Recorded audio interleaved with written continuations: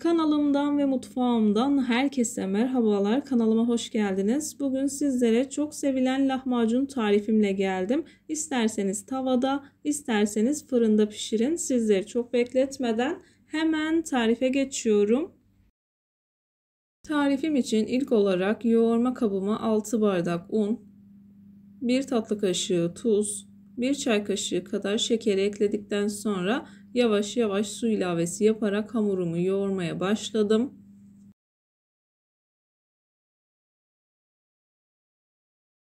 Toplamda ne kadar su kullandığımı ilerleyen dakikalarda sizlerle paylaşacağım. Suyu azar azar ilave etmeye özen gösterin.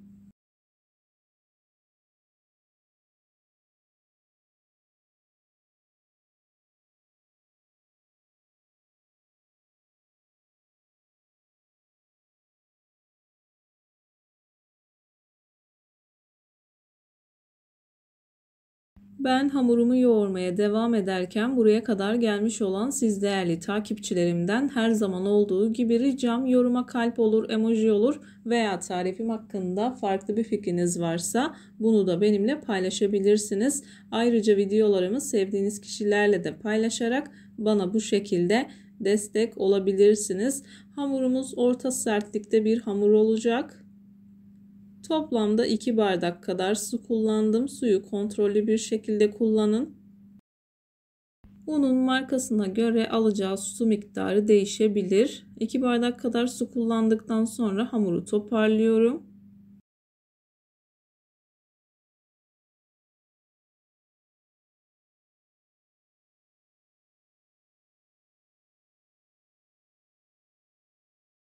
Hamurumu yoğurma kabında yoğurup toparladıktan sonra masada yoğurmaya devam edeceğim.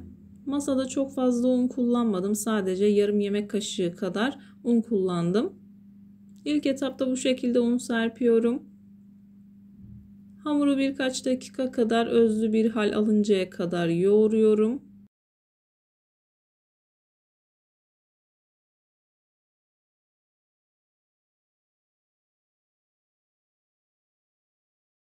Bu tarz hamur işi yaparken hamuru güzel bir şekilde yoğurmaya dikkat edin. Hamuru ne kadar güzel yoğurursanız yaptığınız hamur işi tariflerinden o kadar memnun kalırsınız. Hamuru pürüzsüz bir hal alıncaya kadar güzelce yoğurdum. Hamurumu yuvarlak bir forma getirdikten sonra buzdolabı poşetinin içerisine aldım. Daha sonra üzerini bir mutfak havlusuyla örterek o şekilde yarım saat kadar dinlendirdim. Bu arada iç malzemesini hazırlamaya başladım. İç malzemesini ben biraz sebze yoğunluklu hazırlıyorum. İsterseniz et yoğunluklu da hazırlayabilirsiniz. 3 tane orta boy soğan, 2 tane kapya biber, 4-5 diş sarımsak, 4-5 adet yeşil biber. Bu şekilde yarım kiloluk kavanozlardan bir kavanoz kullandım. İsterseniz yarım kilo kadar domatesi soyup yine dilimledikten sonra bu şekilde robotta çekebilirsiniz. Yazdan kaldırdığınız sosunuz varsa onları da kullanabilirsiniz.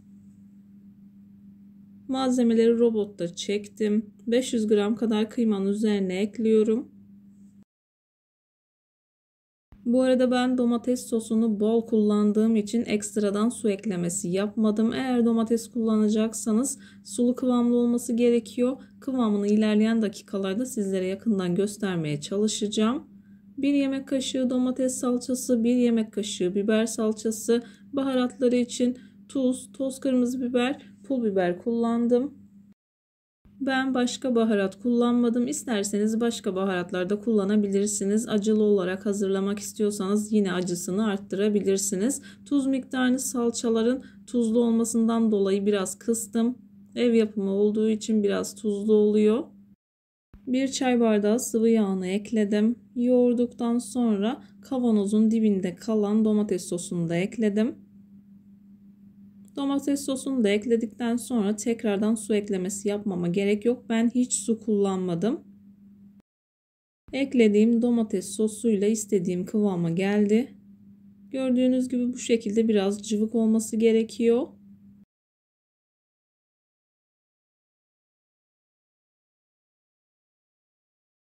İç harcını isterseniz 1-2 saat öncesinden hazırlayıp buzdolabında bekletebilirsiniz. Ben 15 dakika kadar dinlendirdim. Gerçekten inanılmaz lezzetli olmuştu. Verdiğim ölçülerde birebir hazırlarsanız gerçekten çok beğeneceksiniz. Dinlenen hamurumu masaya aldım. Yuvarlak bir forma getirdikten sonra hamur kartı ile ortadan ikiye bölüyorum. Her bir parçayı 6'ya bölerek bezelerimi hazırlamaya başlıyorum. Bezeleri hazırlarken büyük parçalardan başlayın. Bu şekilde avucunuzun içerisinde sıkarsanız fazla olan kısım elinizde kalacaktır. Diğer küçük olan parçalara ek yaparak hepsinin eşit olmasını sağlayabilirsiniz.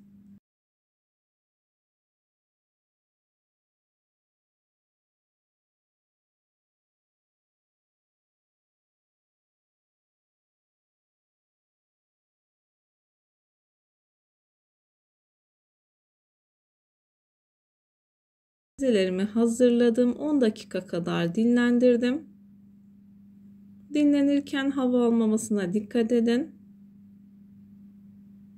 Hamurumu merdane ile daha sonra oklava yardımı ile bu şekilde büyüttüm. Videoyu keserken o kısımları da yanlışlıkla kestim. Tekrardan uğraşmamak için hemen bu şekilde hazırladım.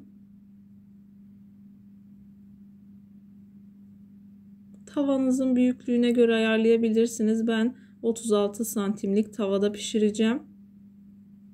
O yüzden lahmacunlarım biraz büyük. Birazını tavada, birazını da fırında pişireceğim. Hemen bu şekilde fırın tepsisine alıyorum. Önceden ısıtılmış 220 derecelik fırında 6-7 dakikada pişiyor. Lütfen kontrollü bir şekilde pişirin. Yine aynı şekilde hazırladığım lahmacunu sıcak tavanın içerisine aldım. Uygun bir kapak ile bu şekilde kapatıyorum. Ara ara buharını bu şekilde sildim. Buhar tuttuğu zaman mutlaka buharını silmeniz gerekiyor. Ocağımın en büyük gözünü kullanıyorum. Kısık ateşte pişiriyorum. Hemen fırından çıkan lahmacunları bu şekilde sizlere göstermek istiyorum. Fırında çok daha kolay oluyor. 7-8 dakikada pişmiş oluyor. Sizlere tavsiyem, eğer az yapacaksanız mutlaka fırında pişirin. Eğer çok yapacaksanız da birazını fırında, birazını ocakta pişirebilirsiniz.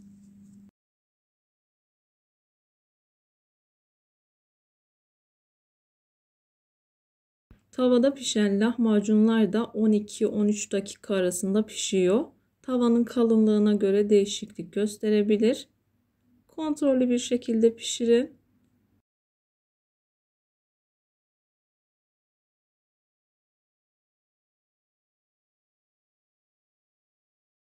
Pişen lahmacunu diğer lahmacunların üzerine alıyorum. Hemen hızlı bir şekilde hazırladığım lahmacunu sıcak tavanın içerisine bırakıyorum. Bu arada isterseniz yağlı kağıt kullanabilirsiniz. O şekilde daha pratik oluyor. Benim elim alıştığı için hemen bu şekilde hazırladım.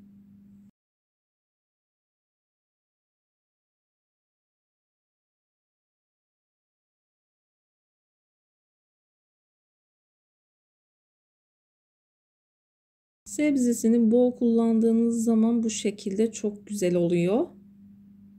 Eğer kıymasını bol kullansaydık lahmacunlarımız çok ağır olacaktı. Lahmacun hamurunu biraz ince açarsanız gerçekten çok güzel oluyor. Çıtır çıtır çok lezzetli oluyor. Gördüğünüz gibi pişmeye başladı.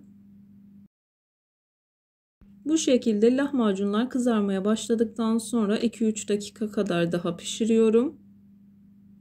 Hemen sizlere fırından çıkan lahmacunları da yakından göstermek istiyorum. İnanılmaz güzel oluyor. Bu tarifi birebir uyguladığınız zaman kesinlikle pişman olmayacaksınız. Tam da bu aşamada belirtmek istiyorum. Benim biraz iç harcım fazla kaldı. Eğer isterseniz 2 bardak ununu fazlalaştırarak tam denk getirebilirsiniz. Ben kalan harcımı ertesi günü fındık lahmacunu yaparak değerlendireceğim. Yine de bu durumu sizlerle paylaşmak istedim. Hamurunu biraz fazla yapabilirsiniz. Eğer hamurunuz artarsa da O hamurdan gözleme yapabilirsiniz, katmer yapabilirsiniz. Bu şekilde domates, maydanoz, hazırladığım sumaklı soğanı ekledikten sonra limon sıkıyorum. Güzelce sarıyorum. Gördüğünüz gibi çok rahat bir şekilde sarılıyor. Hafif çıtırtısı var. Güzel kızarmasının sebebi şekere bağlı. Şeker eklediğimiz için altı güzel bir şekilde kızardı. Umarım videomu beğenmişsinizdir. Umarım tarifi denediğiniz zaman çok memnun kalırsınız. Videomu beğendiyseniz beğenmeyi, kanalıma hala abone değilseniz bu videodan sonra kanalıma abone olmayı, bildirim zilini açmayı lütfen unutmayın. Kendinize ve sevdiklerinize çok iyi bakın. Başka bir tarifte, başka bir lezzette görüşmek üzere. Hoşça kalın. Allah'a emanet olun.